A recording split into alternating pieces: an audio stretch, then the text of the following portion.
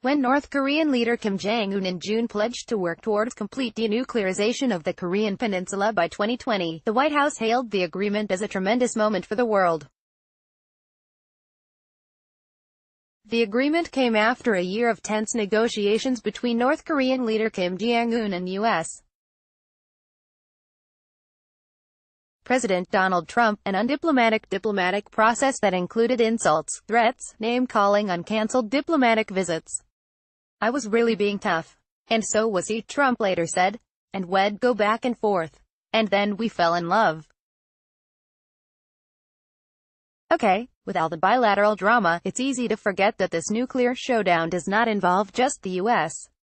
and North Korea. The China-Korea connection. The Korean Peninsula has been in a protracted conflict since 1950, when communist North Korean troops invaded South Korea. North Korea has been considered a dangerous nuclear power since withdrawing from the International Non-Proliferation Treaty on Nuclear Weapons in 1985, with neighboring Japan and South Korea most at risk of nuclear attack. Both are strong U.S. allies who essentially support Trump's negotiations with Kim's regime. Less certain is the position of China, North Korea's communist northern neighbor. China accounts for 90% of North Korea's foreign trade and is perhaps the only true friend North Korea has. It is also an economic behemoth with its own ambitions of global dominance. In recent years, China has flexed its foreign policy muscles, paying for major infrastructure development in Africa, Pakistan and the Caribbean. Its diplomacy budget has almost doubled since she took office in 2013. Chinese Foreign Ministry spokesperson Lu Kang has assured the United States that China supports the U.S.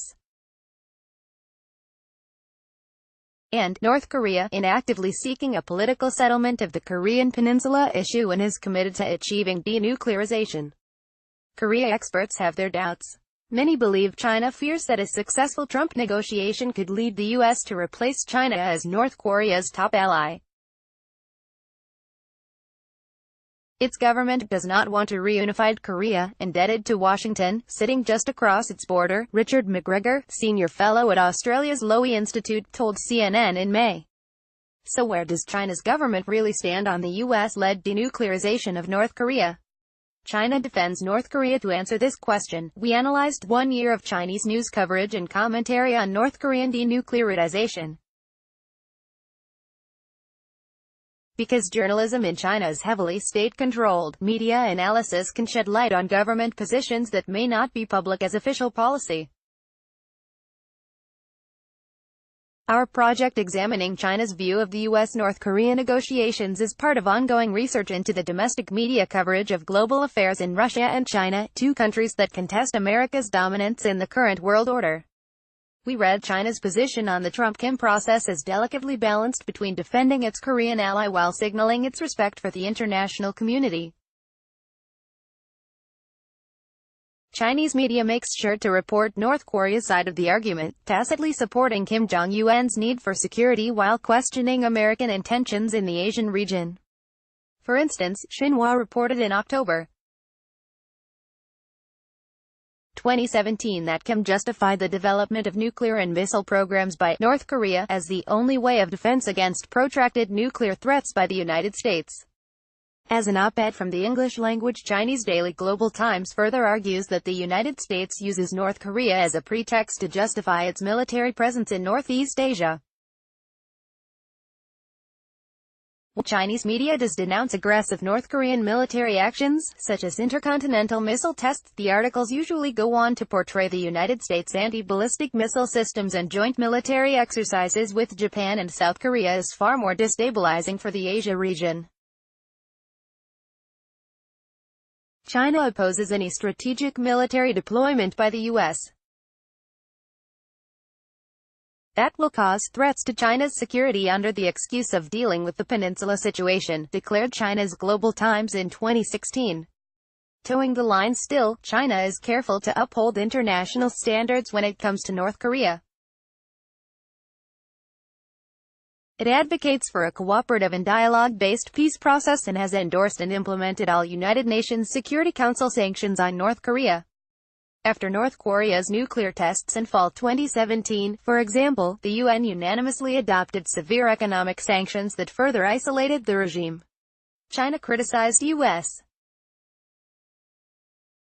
rhetoric about Kim's regime is overheated, but ultimately signed off on the sanctions.